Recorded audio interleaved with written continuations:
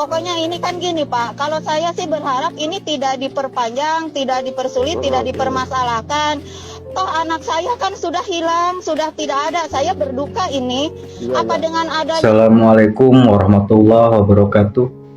Saya Anwar Satibi, saya ayahnya dari almarhum Ujang Raja Nizam Syafei. Berhubung banyak yang keberatan dari pihak keluarga, video anak saya banyak yang dijadikan konten oleh orang lain. Saya di sini menegaskan, saya ridho lillahi ta'ala, tidak apa-apa video-video anak saya dijadikan konten-konten oleh orang lain, tidak apa-apa. Saya ridho lillahi ta'ala.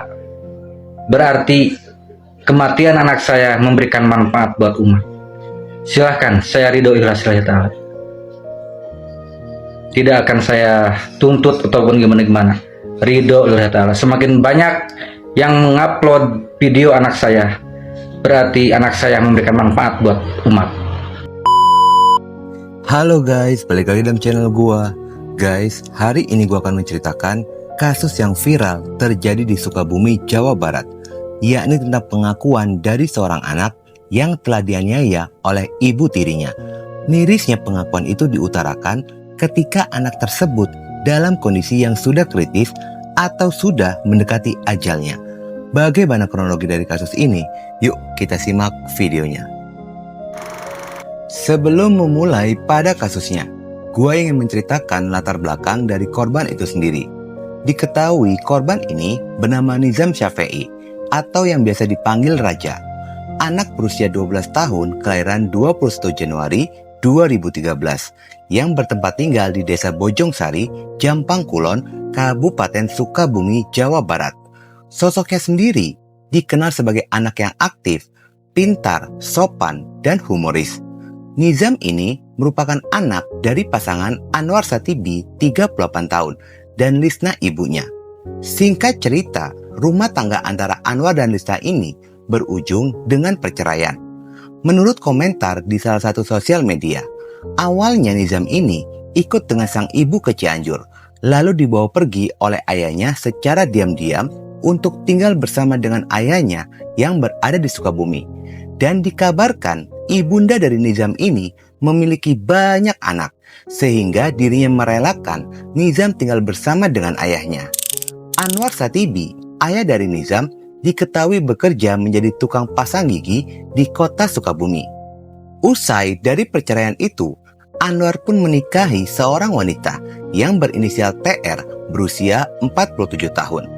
Pernikahan antara Anwar dan TR ini yang diakui oleh TR dirinya telah mengurusi Nizam ketika masih kelas 3 SD. Diketahui jika TR ini pun menurut informasi adalah seorang guru, sosoknya yang sopan dan tahu agama. Tuh, itu lain pemajikan aku guys, inung aku guys. Si kabeh kene guysnya. Halo guys, Seiring berjalannya waktu memasuki tahun 2025, ketika itu Nizam ini kelas 6 SD. Anwar Satibi mendatangi Polres Pelabuhan Ratu. Tujuannya ingin membuat laporan polisi, yang dimana Anwar melaporkan istrinya TR karena telah melakukan penganiayaan kepada Nizam anaknya. Nizam mendapatkan beberapa luka memar akibat hantaman benda tumpul. Namun laporan polisi harus berhenti dikarenakan TR ini bersujud dan memohon ampun kepada Anwar sang suami dan mengaku akan bertobat, tidak akan sekalipun melakukan pemukulan kepada Nizam anak tirinya itu. Anwar akhirnya memutuskan untuk tidak melanjutkan laporan tersebut dan memilih untuk memaafkan sang istri serta memberikan kesempatan kedua untuk bisa memperbaiki diri. Menurut kesaksian Anwar, kekerasan dilakukan oleh TR kerap terjadi ketika anak angkatnya 2 orang, yakni laki-laki dan perempuan, dan ketika anak angkatnya itu bertengkar dengan Nizam, maka TR selalu membela anak angkatnya. Dan yang menjadi korban serta pelampiasan amarahnya adalah Nizam, anak tirinya itu. Nah, ini panjang cerita. Dia tuh punya anak angkat. punya anak angkat 2 ya, yang satu istri, yang satu laki-laki. Tapi anak angkat ya, bukan anak dia. Nah, memang kalau berantem anak saya dengan anak itu, anak dia itu kelas 2 SMA ya, waktu itu. Sekarang berarti kelas 3. Anak saya kelas 6 SD. Kalau berantem sama anak itu yang dihantam anak saya. Pas terjadi penganiayaan yang saya laporkan 1 tahun yang lalu di Polres, itu gara-gara berantem sama anak itu. Jadi ini sudah pernah terjadi, cuman dimediasi sama Haji saya. Dia sujud ke saya, jangan lapor, mama mau tobat, kan gitu, mau tobat. Arek bager lah ya. Gitu. Akhirnya terjadi perdamaian. Sebetulnya laporan yang di Polres pun belum saya cabut yang tahun lalu. Itu benar-benar Ya, masuk ke itu saksinya kan Ricky lah. Kita buka baju anak saya sampai nangis itu. Akhirnya mungkin ini ujian buat saya dan kedepannya akan lebih baik. Kalau yang sebelumnya penganiayaannya berupa apa sih? Dipukulin, cuma dipukulin pakai benda lah gitu. Setelah lulus SD, Anwar ini memilih untuk melanjutkan pendidikan Nizam di sebuah pondok pesantren yang bernama Pondok Pesantren Darul Ma'rif Cibitung, pimpinan Ma'arif Abdurrahman. Mungkin saja selain agar mendapatkan pendidikan agama yang lebih baik, Anwar sang ayah sengaja mengirim Nizam ke pesantren untuk menghindari dan khawatir akan terulang lagi kekerasan yang dialami oleh Nizam yang dilakukan oleh TR, ibu tirinya itu. Selama menjadi santri, Nizam ini dikenal cukup periang dan tidak pernah ada masalah. Bahkan terlihat Nizam sangat bahagia ketika berada di pondok pesantren. Kala itu, pondok pesantren tempat Nizam ini menimba ilmu sedang melakukan renovasi bangunan yang biasa dijadikan mes untuk para santri. Sehingga para santri ini diputuskan untuk pulang ke rumah masing-masing sementara waktu selama pembangunan sedang berjalan. Sehingga Nizam pun kembali pulang ke rumahnya pada hari Selasa tanggal 3 Februari 2026. Namun naasnya, kepulangan itu ternyata berujung petaka yang mengakibatkan Nizam harus kehilangan nyawa. Sebelum memasuki kronologi dari kejadian, gua ingin mengajak kalian untuk melihat interaksi antara Nizam dan ayahnya saat berada dalam mobil. Namun pada saat itu, terlihat wajah Nizam ini sangat murung. Terus tangga malah luar SMP mah kawinnya alim kumah makanya kudu alim. Cuma jeung bapak wae kitu nya. Nggak sangka mah keluar SMP kawin rumah tangga. Ayah tambahin pek gering kudu anu urusan ku anak aya pambalikan. Alim kumaha? Ya ngus SMP itu kene. Dimanian kan itu bapak gue. Dimanian kene guys sih mas SMP itu bapak tera teh. Yang baheula mas era SMP mas begera yang baheula SMP. Ya nanti SMP teh can beger dak. Kawinnya. Kawin yang si sapa nges. Warungan we jualan warungan, jualan bensin gitu. Ya. Mung kumaha mung ieu teh mung cenah dah mung kawin cenah nya kitu wae aya gayang gara boga incu ieu nya alim duh acoy. Kronologi kejadian itu ketika Anwar Satibi, ayah dari Nizam ini, berpamitan pergi ke kota Sukabumi untuk memasang gigi. Setelah 2 hari berikutnya, Anwar mendapatkan telepon dari sang istri yang memberikan kabar jika Nizam dalam kondisi demam panas tinggi. Mendengar kabar tersebut, Anwar pun bergegas kembali ke rumahnya. Setibanya di rumah, Anwar sangat terkejut mendapati kulit Nizam dalam kondisi yang melepuh. Lalu bertanya kepada TR sang istri, yang dimana TR ini mengaku jika akibat demam tinggi itu kulit Nizam jadi melepuh. Percaya dengan perkataan dari sang istri, Anwar pun sempat beristirahat di dalam kamar. Namun tidak berselang lama, TR istrinya menghampiri Anwar dan meminta untuk membawa Nizam ke rumah sakit. Akhirnya Anwar bersama dengan TR membawa Nizam menuju ke rumah sakit. Nizam menjalani perawatan di rumah sakit RSUD Jampang Kulon. Di sisi lainnya, Isep Dadang Sukmana berusia 62 tahun. Kakek angkat dari Nizam ini mendapatkan telepon dari pondok pesantren tempat Nizam menimba ilmu, yang dimana pondok pesantren menanyakan keberadaan Nizam jika pada tanggal 18 Februari 2026 yang seharusnya santri sudah kembali ke pondok pesantren. Lalu Isep menghubungi Anwar dengan tujuan menanyakan kabar Nizam. Anwar menerima panggilan telepon itu saat berada di dalam rumah sakit, lalu mengirimkan video kondisi Nizam sedang berada di rumah sakit. Di dalam video itu terlihat ada luka di beberapa bagian tubuhnya Nizam. Salah satunya adalah luka melepuh pada kulit kaki. Lalu Isep segera datang ke rumah sakit.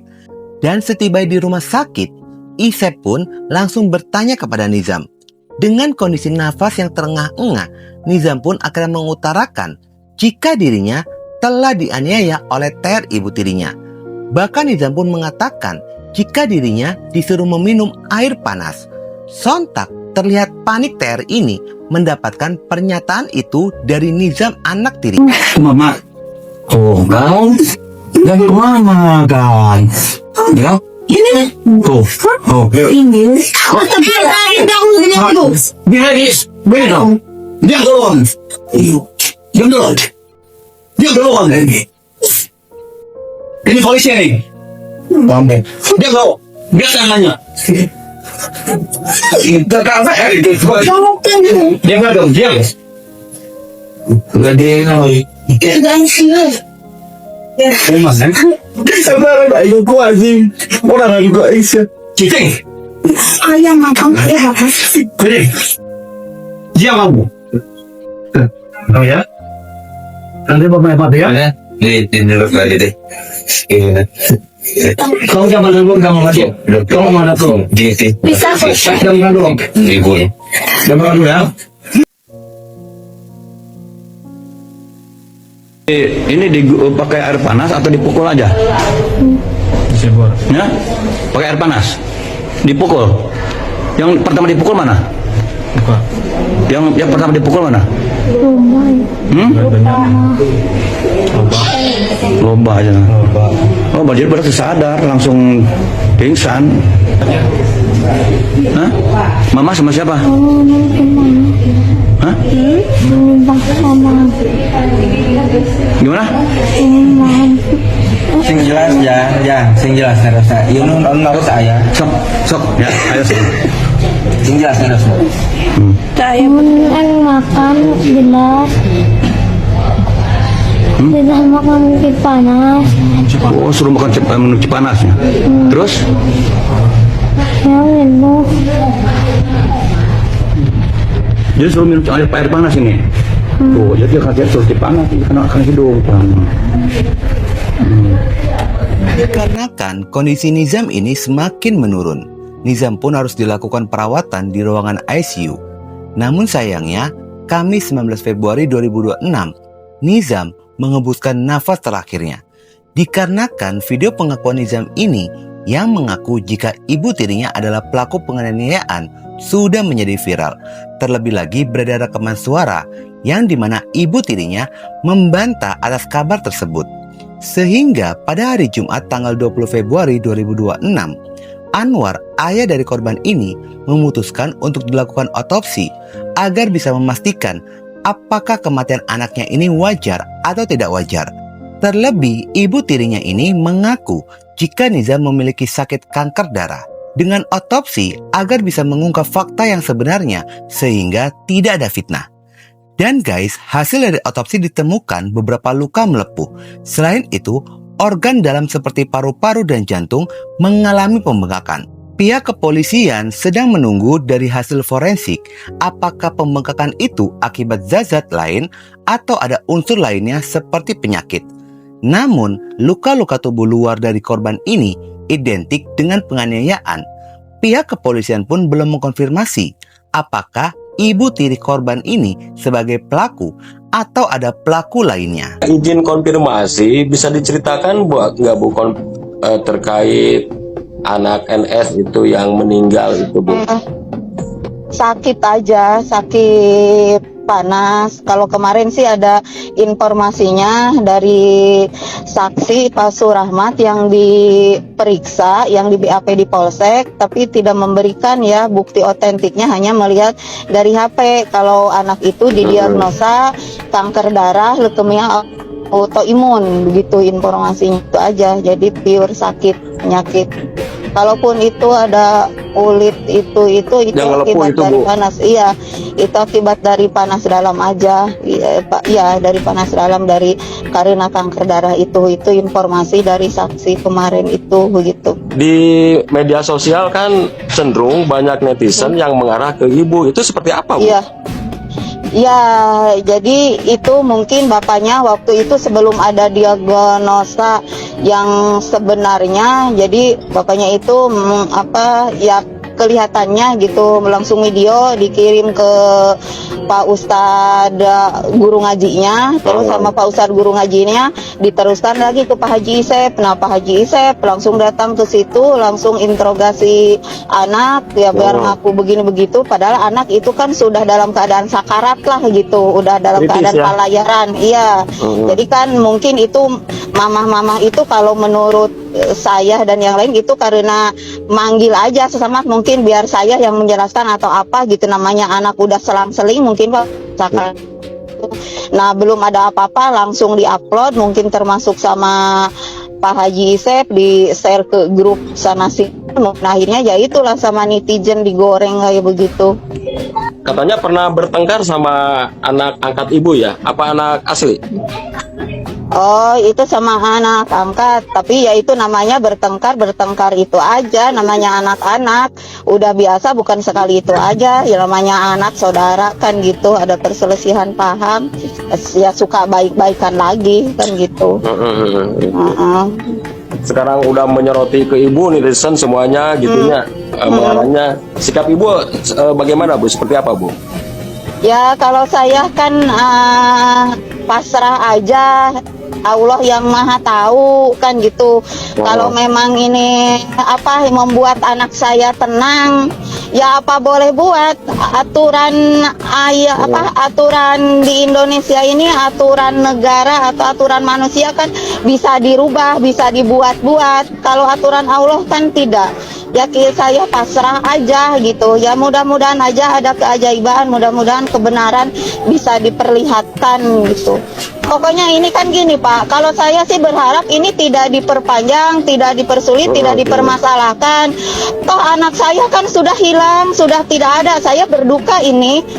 Dengan adanya diotopsi, dengan adanya dipiralkan, apa keuntungan buat saya? Anak tidak bisa hidup lagi. Anak sekarang dikuburkan di Pulasara harus pakai duit. Ada tidak sih yang membantu saya kan gitu?